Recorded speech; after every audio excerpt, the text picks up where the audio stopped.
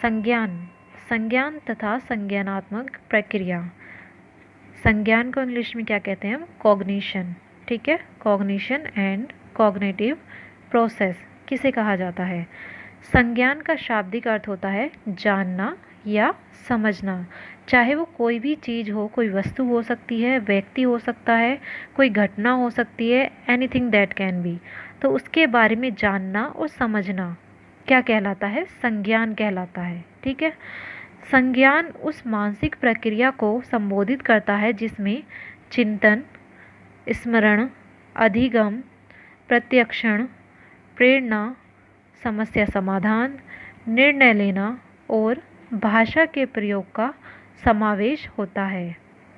ऐसी आंतरिक प्रक्रियाएं जो हमें जानने की ओर ले जाती हैं। ठीक है, यहाँ पर जितनी भी प्रक्रियाएं बताई गई हैं, मानसिक प्रक्रियाएं या कह लीजिए मानसिक गतिविधियाँ, क्या कहेंगे हम इन्हें? मानसिक गतिविधियाँ कहेंगे, या फिर मस्तिष्क के कार्य। चिंतन करना मस्तिष्क का कार्य है, स्मरण करना मस्तिष्क का कार्य है, अधिगम भी मस्तिष्क का ही कार्य है। तो ये जितने भी यहाँ पर शब्दों का प्रयोग हुआ है, ये सब क्या हैं? हमारे मस्तिष्क के कार्य हैं। और इन कार्यों को करने में हमारे मस्तिष्क में एक प्रक्रिया चलती है। चाहे हमारा मस्तिष्क चिंतन करे, चाहे वो स्मरण करे या किसी समस्या का समाधान खोजे, तो उस कार्य में मस्तिष्क में एक प्रक्रिया होती है। उस प्रक्रिया को हम क्या कहते हैं? मानसिक प्रक्रिया कहते हैं। और हमारा संज्ञान क्या है? संज्ञान भी मानसिक प्रक्रिया से ही संबंधित है, उसी को संबोधित करता है। ठीक है, आई होप आपको मानसिक प्रक्रिया के बारे में समझ में आया होगा। ऐसी आंतरिक प्रक्रियाएं जो हमें जानने की ओर ले जाती हैं। ये जितने भी यहाँ पर शब्दों का प्रयोग हुआ है, मस्तिष्क के कार्य बताए गए हैं, ये सब हमें किस ओर ले जाते हैं? इनके द्वारा हमें किसी न किसी चीज़ के बारे में जानकारी प्राप्त होती है। चाहे वो जानकारी नई भी हो सकती है, या जो हमारी जानकारी पहले से ही हमारे पास उपलब्ध है उसमें कुछ नया ऐड हो सकता है, उसमें से कुछ डिलीट भी हो सकता है। ठीक है, तो ये सब क्या कहलाता है? मानसिक प्रक्रिया कहलाती है।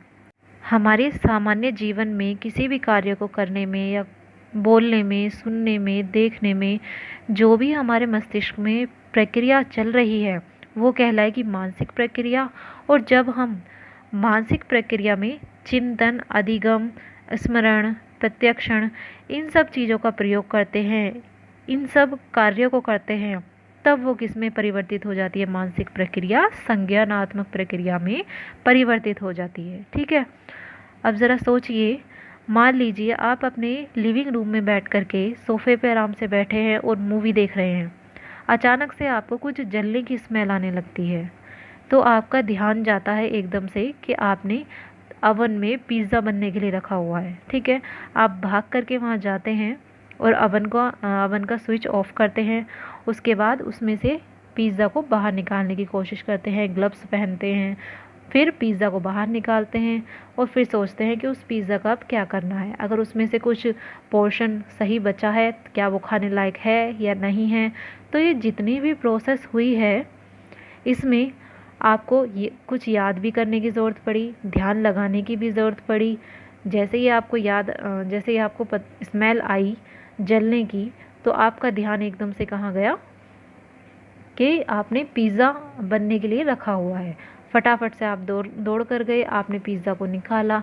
तो ये जितने भी प्रोसेस हुआ है, इसमें हमारे माइंड ने ही अपना कार्य किया है। ये हमारी डे टू डे लाइफ के प्रोसेस होते हैं मस्तिष्क के। और कभी कभी हमें ना सोचने की ज़रूरत पड़ती है, ये सारे मानसिक प्रक्रिया अपने आप चलती रहती है, ऑटोमेटिकली हमारे डेली रूटीन में ये सेट हो जाती है, फिट हो जाती है। तो ये क्या कहलाएगी? मानसिक प्रक्रिया कहलाएगी।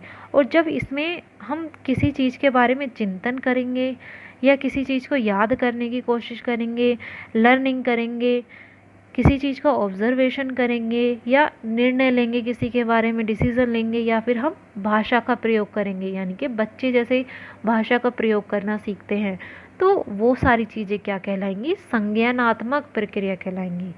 इन कार्यों को करने में जितने भी प्रोसेस लगेगी, जो भी प्रक्रिया सुचारू रूप से चलेगी, उसको क्या कहेंगे? संज्ञानात्मक प्रक्रिया कहेंगे। ठीक है। तो मानसिक प्रक्रिया और संज्ञानात्मक प्रक्रिया दोनों काफ़ी सिमिलर हैं, लेकिन मानसिक प्रक्रिया हमारी सामान्य मस्तिष्क की प्रक्रियाओं से संबंधित है और जो संज्ञानात्मक प्रक्रिया है वो इन सब मस्तिष्क के कार्यों से संबंधित हैं, जिसमें दिमाग को किसी कोई नई जानकारी उपलब्ध होती है। दिमाग हमारा किसी चीज़ के बारे में जानता है या समझता है, तो उसको हम क्या कहेंगे, संज्ञानात्मक प्रक्रिया कहेंगे। अब मस्तिष्क के इन कार्यों की सूची को और भी ज़्यादा बढ़ाया जा सकता है।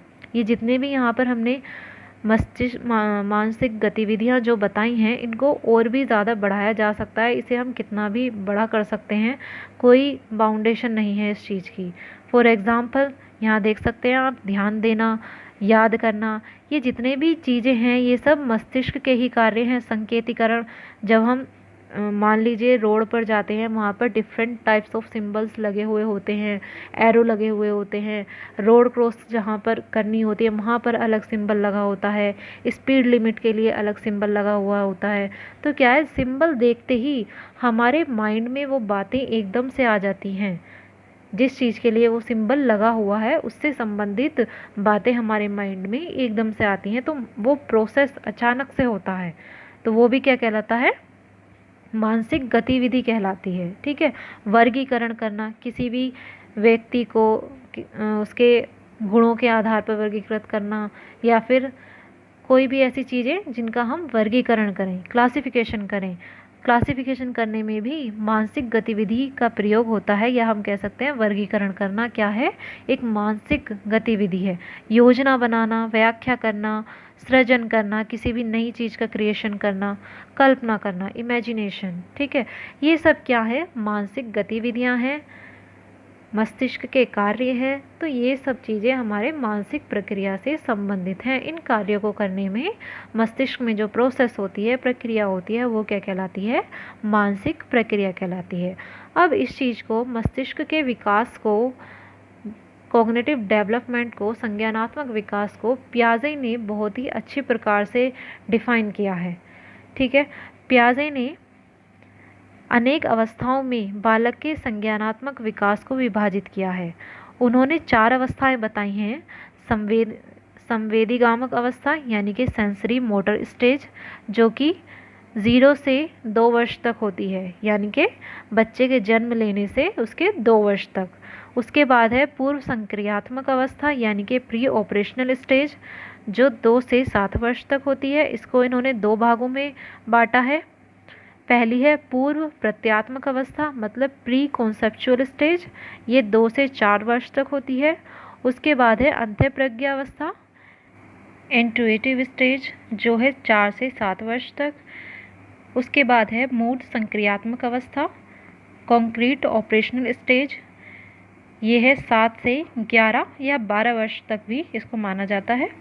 उसके बाद है औपचारिक संक्रियात्मक अवस्था, फॉर्मल ऑपरेशनल स्टेज, ये है 12, और उसके बाद की जितनी भी अवस्था होती है उसको हम कहते हैं फॉर्मल ऑपरेशनल स्टेज या औपचारिक संक्रियात्मक अवस्था। तो पियाजे ने इन 4 भागों में विभाजित किया है बच्चे के संज्ञानात्मक विकास को। अब इस थ्योरी को हम पढ़ेंगे नेक्स्ट वीडियो में, क्योंकि ये काफ़ी अच्छा खासा लंबा टॉपिक है, तो इसलिए इसको इस वीडियो में कवर कर पाना थोड़ा मुश्किल था। इसके लिए हमने दूसरी वीडियो बनाई है, आप उस वीडियो में इस लेक्चर को देख सकते हैं। ठीक है। Thanks for watching this video. अगर वीडियो अच्छी लगी है तो लाइक कर दीजिए और दोस्तों के साथ शेयर करिए। मिलते हैं नेक्स्ट वीडियो में। सी यू सून।